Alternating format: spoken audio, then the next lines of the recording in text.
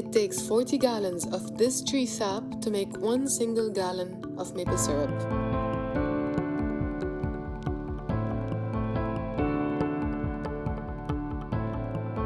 And that is just one of the many reasons why real maple syrup tends to be expensive. So why is it really, and how does Vermont lead the nation in the production?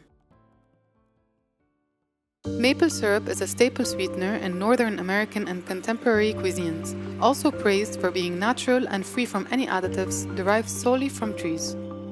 It's raw sap from a dormant tree.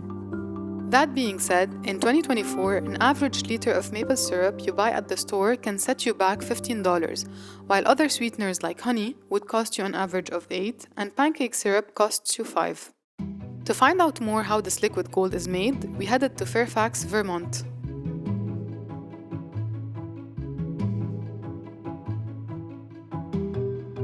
We had 6 weeks to make a year's worth of product, so a lot of things can go wrong in that time with equipment, with weather, with just life. And so we're always running amok, and that's why we are called Runamok Maple. That's Laura Sorkin, the founder and co-owner of Runamok. She and her husband Eric started sugaring in 2009. We get to walk this 1,000 acres, every day, and over the years now, it's like I've gotten to see this wood parcel over a decade and see how it changes over a decade every single year. So that's pretty neat. And that's Nash, the Sugarhouse manager who joined Runamok's team 10 seasons ago. The entire maple industry is essentially the US and Canada, right? The province of Quebec alone represents about 70% of all that syrup. That's Mark, a maple specialist at UVM. Laura, Nash, and Mark walked us through the world of maple syrup, a process with more steps and science than most people realize. This is the sugarbush, a forest of maple trees. It's actually one of the last wildcrafted foods that still exists. The only thing that's comparable would be commercial fishing. Most agriculture is done in a controlled space. You've got a flat piece of land and nice, easy rows. In maple syrup, you go out into a wild forest. It's just the way it is. It's not a farm, but a managed agroforest where harvesting and nature work in harmony. You have this product that is only produced once a year in this very narrow window of time. So for it at maybe 8 weeks, totally unpredictable. So that's one, nature's unpredictability. The sap can be only harvested during a short window of up to 8 weeks. That is if nature collaborates. It's not an annual crop. You have to cultivate these trees many, many years in order to get them to be the size they need to be to tap. So that makes the second reason time itself. A maple tree can take up to 40 years and 10 inches in diameters before it's ready to be tapped and produced. You buy forest land, and you hope that there's a nice, dense stand of maples in there. You can tap sugar maples and red maples. You can tap any maple, honestly, and it will give sap, but the only two that really make sense are sugar maples and red maples because they'll have the highest sugar content. First of all, you have to be able to identify maple trees, which is called winter dendrology, and it's being able to identify it without the leaves out. You just can identify it from its bark. So we have a crew that comes out, and you have to picture this in January. It could be 7 degrees out. They're fully geared up, and they're on 4-wheelers. They use the logging roads or the woods roads to go up here. You're walking like 20 miles a day. Like you're just walking all day, hiking around out there and walking up and down main line. Thirdly, it's the labor. The crew basically covers an entire mountain to reach each tree, drill it, and tap it to collect its sap. In sugaring, we're drilling a hole. We have to drill a new hole every year. So you're going to tap this tree, and the tube gets attached to it. You have to have a stopping point and everybody is on foot and goes up to each individual tree.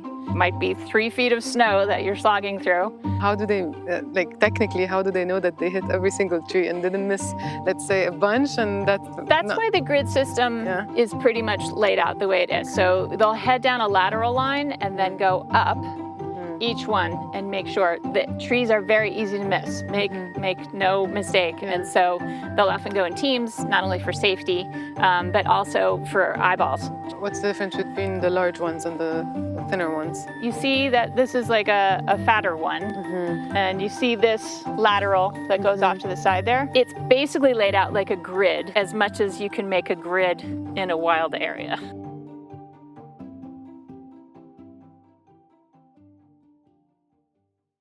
You just have to have the conditions where it's below freezing during the night and above freezing during the day for the sap to flow. These are called drops. The tap will go in here. So basically into this, into that, and it all gets on there. The whole system is on vacuum, so it's going to draw all of the sap down. And when the sap comes out, when the sap is running, it'll come in drops. It'll just like be a little drop at a time. But given that there's 78,000 taps up here, when it finally makes it into the sugar house, it'll come out like a fire hose. It's like a big, big rush. So this is our sugar house. These blue tubes, this is basically like the tubes go into a tubes, go into tubes, go into tubes. They all end up here, from that side and also from that side. So this is all in a vacuum system. It's all being sucked into here. The vacuum system has to be closed in order for the suction to work. Do they all fit here? Or it's just a transitional phase? Transitional, that's a good way of putting it. This is a little transit station. They don't stay here because the gallons are so big over there, so I'm like, where do they fit? There's also pressure gauges here, like right here. And that will give you an idea of how well the vacuum system is. Like if that pressure was like really, really low, you could see the vacuum was bad, and it gives you the indication that something is wrong with the tubing, that there might be a break in it or something fell on it. Animals chew on the tubing. So you got to go up and find out exactly what's wrong. And you have to do it right then and there. Okay. And would you know which tube is wrong? So that's like a very sensitive happening. So this narrows it down to which area of the forest, but then you have to go out and look at the gauges as you go up and find out where that hole might be. Okay. And you said you know which area of the forest it is because each one is a different area of the forest? Yep. So you see these right here. This is section KL, that's section HIP, et cetera, et cetera. It gives you a vague idea of how many taps are on that one. When you come out here to leak check, you heard that there was air on here. You come out here and you shut it like that, and there's a gauge on it. And if there's a leak right here, let's say you got a vacuum pulling on it right here, and now you don't have a vacuum anymore. And so the gauge will drop, and then you'll open it and you'll hear and air running through. And so that's how you tell every one of these main lines has a valve, and you walk up the conductor to all these main lines and you flip each one of them. As you may have noticed, it's an intricate and sensitive system that requires constant maintenance and careful monitoring, which brings us to the fourth reason why it's costly. From there, it goes over to the tank room. Hey guys. How's it going? Good. Okay. All right. So this is a tank room. These are 6,500 gallon tanks. There's 10 of them. And when the sap is really flowing, these will all be full. Some of these will have the sap coming right off of the sugar bush. Some of them are for concentrate and some of them are for RO water. Come back here, go through the RO machines. When you're running it through the reverse osmosis machine, if you have 2% sap, you can usually bring it up to like 18 to 20% concentrated sap. But the industry has largely adopted the use of reverse osmosis, which is membrane technology. Essentially, it's a filter that pre-concentrates the sap. It gets plumbed into the evaporator.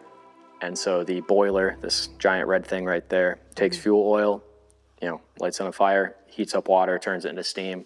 The steam comes in here through this manifold, and runs through the evaporator. And all the heat exchangers in the evaporator impart the energy to the sap, or the concentrated sap, and then boils it and turns it into syrup. The fifth reason lies in the process itself. Concentrating sap from 2% sugar to 67% demands space, time, and energy. So Vermont has a higher minimum density for syrup. So we're basically talking the difference between 67% sugar and 66% sugar, roughly. But even that 1% difference can have a different, can have an impact on the mouthfeel and the sensory experience. And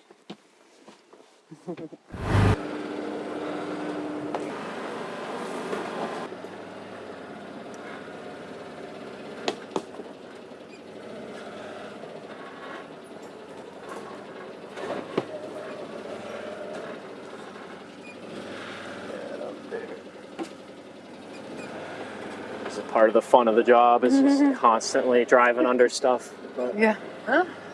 So funny. yeah. All the sap is flowing through the main line, and when it gets here, you want the sap to not be in the way of the vacuum in the air, so the sap goes to the lower one, and that's the wet line. The dry line carries vacuum up the hill and allows the air to evacuate, and so that's why it's the dry line. And so there's two of them for each system. Right. Otherwise, you know, imagine a long tube full of liquid and you're trying to pull air through it. It's just going to get blocked by the sap.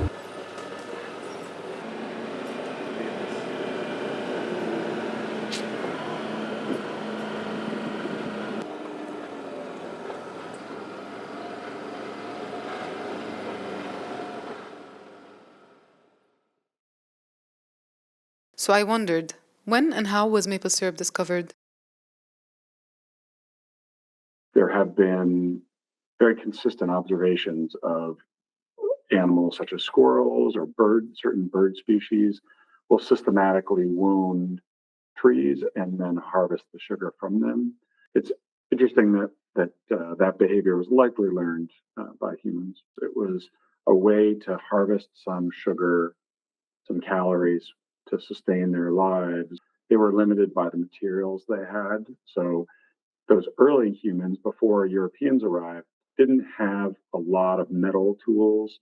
Once there was European colonists came, there was more trade, there was more metal. Yeah, and I would say that the history of maple production, going all the way back to an animal chewing on the tree till now, has been one of constant innovation.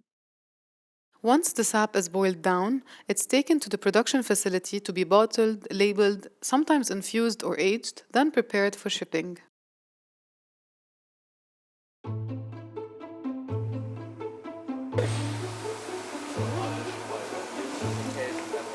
So today they're doing the minis for sparkle syrup. And so they will, literally every single one that comes through, we add the sparkle to. So it comes through here, they put the sparkle in, it goes through, it gets bottled right there, and then the labeler, and then into the boxes. Do you actually have sparkles in there? Yeah, so it's edible glitter. It's pearlescent mica, which is just a mineral. It's like just crushed, like minerals. That is just one of the many fun maple syrup creations that Runamok has to offer. Kids love it and it's all natural. This is a collaboration that we do with Whistle Pig. Whistle Pig is a whiskey company down in Middlebury that makes amazing whiskey. And we use their barrels exclusively for our Whistle Pig barrel age.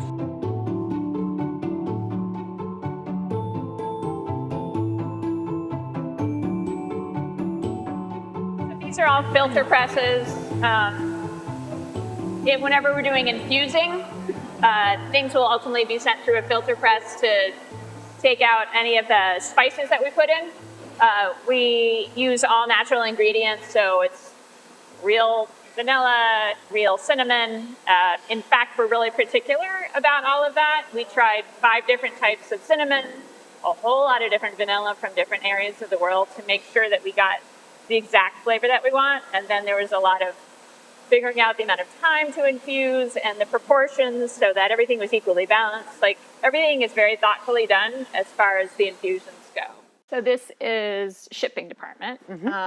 And come Christmas, this is just insanity back here. Good morning. Hello. Hi, good morning.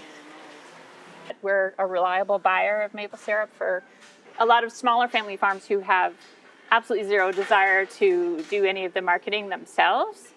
They're just really good at producing excellent maple syrup. Yeah, we buy from at least 20 different farms, and we only buy from farms where we really believe in their quality as well. So this is the barrel aging. You can see that these are all bourbon. This is a really good alternative, and it's sort of like maple naturally has notes of vanilla in it, so this kind of just like really brings those out. People have become accustomed to the fact that what you put on your pancakes is not real, and so if you actually put out real maple syrup, it's kind of like a shock, even though it's what's supposed to be on your pancakes. So we're trying to get people to understand that to be true with maple syrup. I get it's more expensive, but you don't have to use a lot of it, and the quality just matters.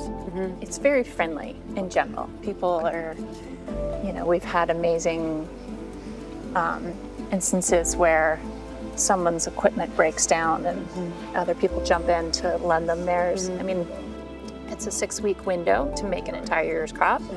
So, for someone else to like take time out of their very short season to help you is amazing. And we've had that happen many times. So there you have it, maple syrup. It's sweet, full of flavors. It's a journey in the wild. It reflects nature's work and its unpredictability, which affects the price. I find it worth it. Do you?